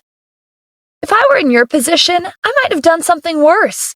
It's a pity that reality is cruel. You won't be able to do anything to me. Being too confident is not a good thing, Tremaine advised. If you're really from Los Angeles, as you say, you don't have much of a background. Even if you do have some ability, it can't be enough compared to all of us. Stephen glanced at the 8 military base commanders behind him. Even if I'm not in the picture, none of you can afford to offend them. The 50 family heads frowned. He was throwing Tremaine's words back into his face. You're just a bunch of country bumpkins, Tremaine retorted. How high can your status be? Just what is your background? Okay, if you really want to know, you'll find out in a second. Stephen turned around and faced the 8 commanders. Please introduce yourselves. The first commander stepped forward and introduced himself proudly. 6 more commanders followed suit. Tremaine and the others didn't believe them. I think they're bluffing, the head of Jim's family said. He knew that we would be coming for him, so he found people to impersonate the military commanding officers at the last minute to scare us away. The head of the Pierce family agreed. We're from the royal families in New York City. Does he think he can fool us with such an amateur trick?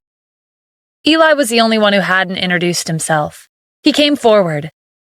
I'm Eli Brine, the commander of New York City's military base. Their jaws dropped. Each and every one of them recognized Eli. He was someone who even Tremaine wanted to get closer with. If Eli was here, then that would mean that the other 7 commanders' identities were legitimate. Tremaine sucked in a breath. He could charge into Hawthorne Society's headquarters alone if he wanted to, but the military was different. Especially Eli and his troops. They had experienced hundreds of battles, and they had the strength to flatten the royal families in New York City overnight. Tremaine glanced at Stephen. Who exactly was he? He had gotten the commanders to introduce themselves with a few words. Stephen motioned for the 4 great generals to introduce themselves as well. Dennis, Rosalind, Zachary, and Jaden looked at each other before facing the crowd and introducing themselves as Major General and the captain of their respective Special Forces unit. Everyone stiffened. The reveal of the 4 great generals was even more shocking than the military base commanders.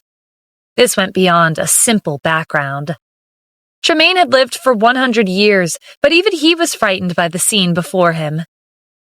After Zachary introduced himself, he finally understood why Dashiell had lost to him. Zachary was an existence who could rival thousands of people on the battlefield. Compared to Zachary, Dashiell was a small-time leader of the royal entourage. They were nowhere near the same level. No one dared to act rashly, including Tremaine's subordinates. These people were generals in the army. If the 4 great generals and 8 military base commanders were here, then Stephen's identity... All eyes fell on Stephen. He hadn't said anything, but his identity was glaringly obvious. Tremaine felt the blood rush to his head. His vision blurred, and the air suddenly felt colder.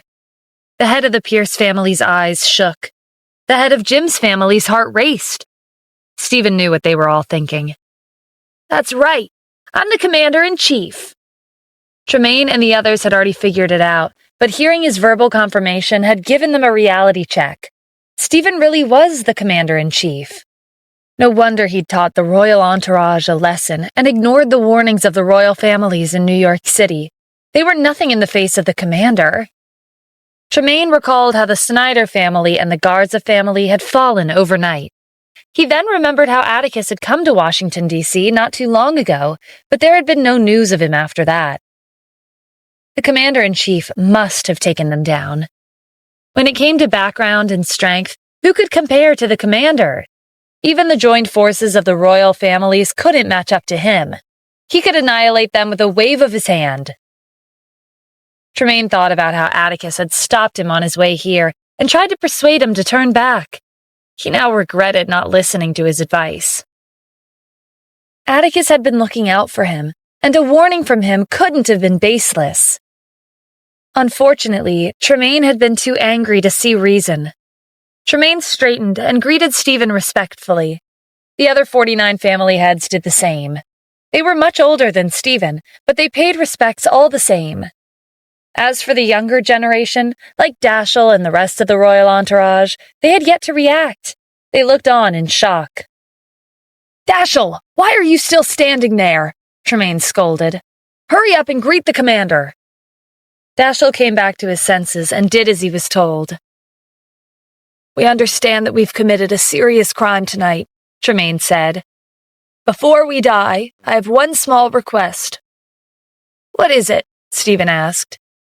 "My grandson killed 4 of your dogs, and you showed him mercy by sparing his life. Hopefully you can show mercy again and spare our successors." The other family heads agreed. Even if they were to be killed tonight, they wanted to leave behind a successor to continue the family lineage. "You came all the way here with a big crowd, but none of you have made a move," Stephen said matter-of-factly. "There's no reason for me to kill you. Promotion, so it doesn't make sense for me to let you off the hook. I'll accept whatever you decide to do with us." "You don't have to be so serious. I've already made my decision. Starting today, all of you will be under my leadership. Do you have any objections?" Tremaine and the others exchanged glances before pleading with their loyalty to Stephen. Becoming the commander-in-chief's subordinate was a great honor.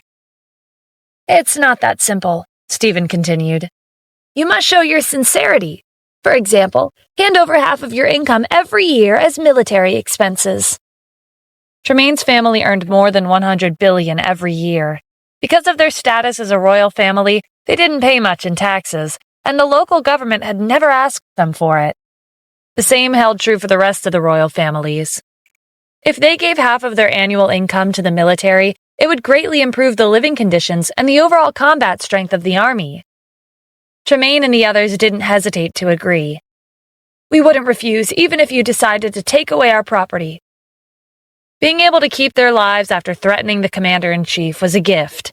Not to mention, they had been given the opportunity to become the commander's subordinates. $100 billion worth of assets was nothing.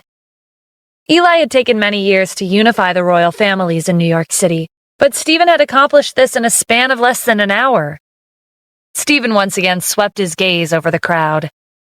"By the way, I heard that the Sierra family is also considered a royal family in New York City. Why aren't they here?" Logically speaking, the head of the Sierra family should have followed Tremaine's order, but Angelo wasn't here.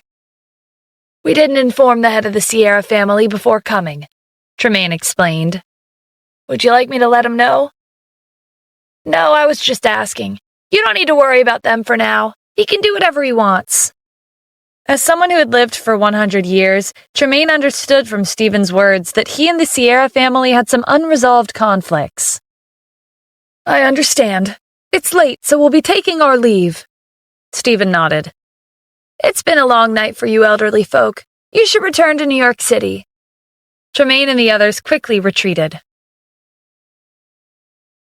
At this time, Brady was rushing to Washington, D.C. The more he thought about it, the more he felt like something was wrong. He didn't know what was going on with Harland and Dashiell, but he had a bad feeling about all of this.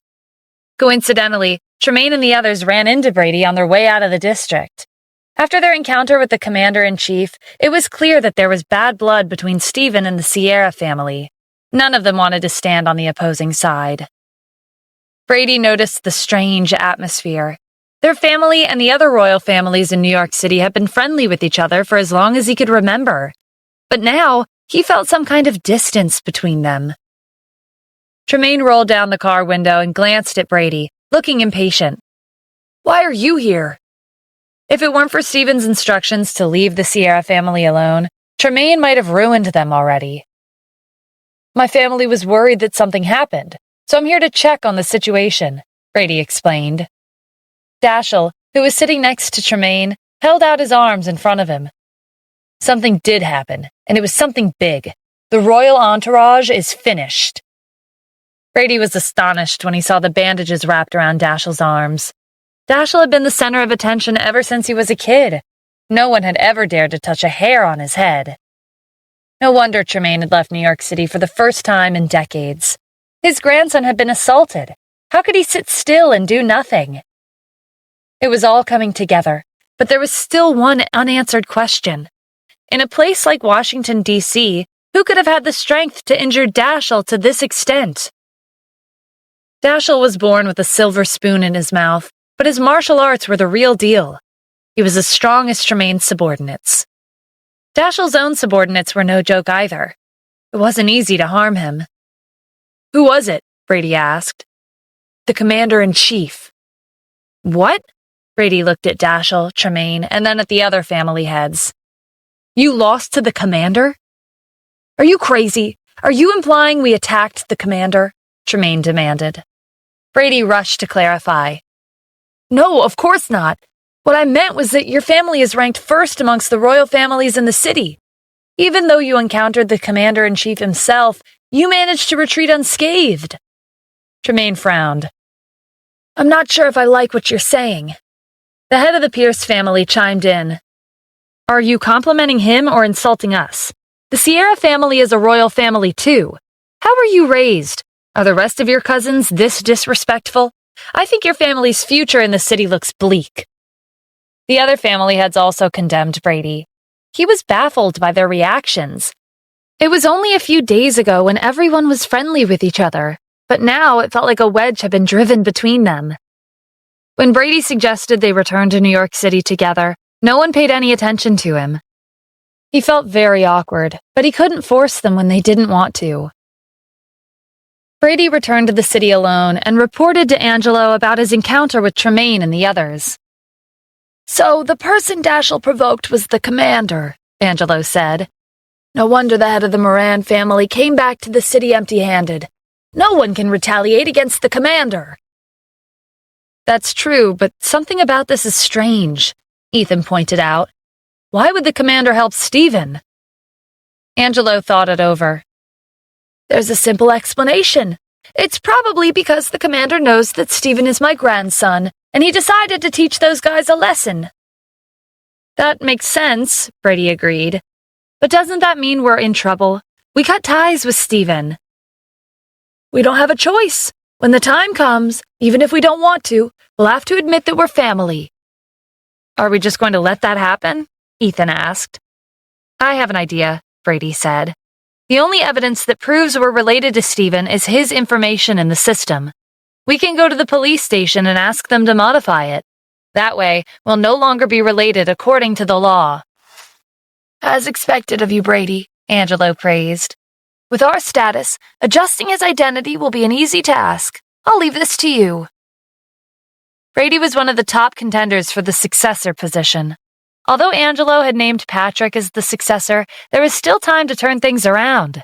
If he removed Stephen from the family, he would get a lot of points. Brady got to work. He contacted a section chief who worked at the police department and made his request. The section chief agreed, even though his request did not conform to the law. It couldn't be helped. They lived in a society where status, wealth, and influence determined the hierarchy. A mere section chief couldn't risk getting on the Sierra family's bad side. At the household registration department, the section chief led Brady to his office. I want to check Stephen Adams' profile, Brady said, standing in front of the desk. The section chief opened the household registration system on his computer and searched for Stephen's information. Just as he pressed his name, a system prompt popped up on the screen. The section chief had seen this before. It was a warning. This user's information is classified. Confidential level SSS SSSS. Access denied. What's wrong? Brady asked when he noticed the surprise on the section chief's face. I can't check or modify his profile. His identity is top secret, with a confidential level of 6 S's. This is the highest level of confidentiality in the country. The section chief remembered the day his colleague was questioned by the National Security Bureau when he attempted to check a profile with a confidentiality level of SSS. His colleague's whereabouts were unknown to this day. If that was bad enough, the section chief had just tried to open a profile with an SSS SSSS confidentiality level. This was the end of his career, or maybe even his life. Mr. Brady, you should leave. I really can't help you with this. Someone with a top secret identity isn't something people like you and me can look into. Brady was in disbelief. How's that possible? There's nothing special about him, but his profile is top secret? Are you messing with me? I wouldn't dare. What would I gain from provoking your family? And besides, this is a serious matter. Why would I joke about this? The helpless look on the section chief's face seemed genuine, so Brady believed him. All right, then I'll be leaving now. He decided to go home and report the situation to Angelo before anything else. After Brady left, the section chief felt like he was sitting on pins and needles. He was so nervous that he couldn't get up. Meanwhile, the head of the household registration department received a call. As soon as he hung up, he gathered everyone in the department for an emergency meeting. Just now, the National Security Bureau called to ask if anyone in our department was looking up information about a person named Stephen Adams. He informed me that this person's profile is top secret, and in 10 minutes, they will be sending a team over to investigate. Whoever just searched for this person's name, be prepared for the consequences. The section chief collapsed on a chair nearby. This was the end for him. Many people in the department had seen Brady coming over to ask the section chief for help. There was nothing suspicious about it. Who would have thought that Brady had wanted to check and modify a top-secret profile? Was the Sierra family stupid? In less than 10 minutes, a large group of agents from the National Security Bureau arrived and took control of the department. Of course, Brady didn't know what happened after he left. He rushed back home. Angelo was surprised to see him back so soon. That was fast. You took care of it already? No, they couldn't modify Steven's profile. Why not? Angelo asked. They didn't have the authority to check his personal information. Angelo found that hard to believe. Are you sure about this? It's true. I asked the section chief at the household registration department. He couldn't access Steven's profile. And that's not all. It's top secret with a confidentiality level of 6 S's. The rest of the family was just as stunned as Angelo. What exactly was Steven's background? I don't get it, Angelo said with a frown. How did he become a top secret of the country? Brady was also confused. I don't understand either. When the section chief found out, he looked scared. The family fell silent. If Steven really did have an extraordinary identity, that would spell the end of the Sierra family. They'd never once treated him well. After a long pause, it was Angelo who broke the silence. I think I know what happened. The Addams family in Washington, D.C. did this. Everyone looked at Angelo, waiting for him to explain. They kicked Steven out of the family, and they probably wanted to cut ties permanently. So what you mean is, they removed him from their family registry and locked access to his profile to cover it up? Brady asked. Yes, the Addams family is influential. Even the Moran family is nothing when compared to them. It's a piece of cake for them to make Steven's profile top secret. No one will know that he was removed from their family's registry, so people will think that they were unrelated to begin with. This also prevents him from taking advantage of his previous ties with the Addams family. We don't have to go through the trouble of erasing his affiliation with our family. It doesn't matter if he claims to be from the Sierra family. There's no proof. The Addams family won't be acknowledging their connection either. No one will believe him. Steven's mother was Angelo's biological daughter. They hadn't seen each other ever since the head of the Addams family abandoned her.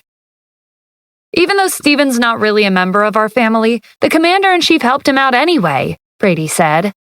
Shouldn't we express our gratitude? We should. Do you have any good ideas? Angelo asked. I think we should get him a gift, Brady suggested. Caleb snorted. A gift? With his status as the commander-in-chief, what gift could we possibly give him? Then do you have any ideas, Uncle Caleb? Brady shot back. Unfortunately, I don't have any good ideas at the moment. Then please keep your comments to yourself. Angelo got in between them. All right, stop arguing. I think it's a good idea to give the commander a gift. It has to be special, though. He wouldn't be interested in things like money or ordinary luxuries. Sounds like you already have an idea, Brady said. I do. I was thinking about giving him an antique painting, but I doubt he's interested in things like that. So I've decided to take out the 7-star sword. The 7-star sword originated from the Warring States period. It took the blacksmith 49 days to forge it. 1,000 years had passed since then. After experiencing the vicissitudes of time, the 7-star sword was still in an impeccable state. It was a priceless antique. Caleb took the opportunity to praise Angelo. As the saying goes, a treasured sword is paired with a hero. The 7-star sword and the commander-in-chief complement each other. I would have never come up with this idea. Angelo was moved by his compliments, but he didn't let it show. That's enough. Hurry up and give this sword to the commander. Of course, the Sierra family didn't have the qualifications to meet the commander-in-chief in person, but they could pass along this gift to the commander of Washington, D.C.'s military base. The 7-star sword, huh? Juan carefully inspected the priceless antique in his hands. The Sierra family was truly blind to have not seen through Steven's identity. They were resorting to using him as their middleman. However, this was Steven's family affair. Juan could only keep quiet and see how things played out. After receiving the sword from the Sierra family, he hurried to find Steven. At this time, Steven was at the Wyvern Group. Since Tanith Corporation had transferred its headquarters to Washington, D.C., Steven had done the same with the Wyvern Group. Although Jasmine took care of most of the work, there was still a lot of things he had to deal with personally. A gift from the Sierra family? Due to Juan's special identity, Stephen thought it would be better if he didn't come inside the building. He had sent Reese downstairs to pick up the package. The gift had been placed in an elaborate box. Judging from the side, it was some kind of long sword. Reese opened the box to reveal an exquisite sword with the Big Dipper engraved on it. Stephen had heard about the 7-star sword. Its owner had changed multiple times throughout the course of 1,000 years. It had been used by countless heroes to win battles, and it was one of the most famous swords in the martial arts world. It had been sold at an auction 6 years ago for $500 million. He hadn't expected the winner to be the Sierra family. Stephen picked up the sword and examined its blade. The Sierra family was willing to give away the treasure worth $500 million. I'm suddenly curious about Angelo's reaction when he finds out that the sword is now in my hands. Is this thing really that valuable? Reese asked. Stephen chuckled. You don't think it looks valuable? Your current monthly salary is over $10,000. You wouldn't be able to afford this sword even if it took you 50 years of your salary. Reese bent down to get a better look at the sword with newfound amazement. Since he's being so sincere, I'll have to give him my thanks. Stephen dialed Juan's number. Help me pass on a message to Angelo. Tell him that I've received the sword and that I like it very much. Juan didn't delay. He quickly sent a message to Angelo. After receiving Juan's message, Angelo and the rest of the Sierra family brimmed with excitement. This was the first time that the commander-in-chief had directly responded to their family. He'd even told them that he really liked the gift. This was the highest form of honor. What they didn't know was that their family's treasured 7-star sword was currently being used as a watermelon knife by Stephen. One of the security guards brought a watermelon for the team, but he didn't have a knife. Coincidentally, Stephen wanted to test if the 7-star sword was still as sharp after 1,000 years. With one slash of the sword, the watermelon was sliced in half. The security guards gave Stephen a round of applause. Jasmine happened to be passing by and witnessed the baffling scene. Stephen, what are you doing? You look like you have a lot of free time on your hands. If you were slightly more concerned about your work and your career, Kim wouldn't have suffered so much for you. I heard Kim's grandmother stopped by recently. Have you finished making preparations? It's not an easy condition to fulfill. What's the matter? Stephen could tell that Jasmine was in a bad mood, but she was in high spirits a couple of days ago. What could have happened in such a short time? He set the sword down on the table. Miss Jasmine, I'm also an employee of the Wyvern Group. If you have any problems with your work, you can tell me. Jasmine heaved a sigh. She realized that her attitude towards Stephen was a little too much. Actually, I am worried about something. A company in New York City made a deal with the Wyvern Group for $10 billion, but they didn't pay after taking the goods.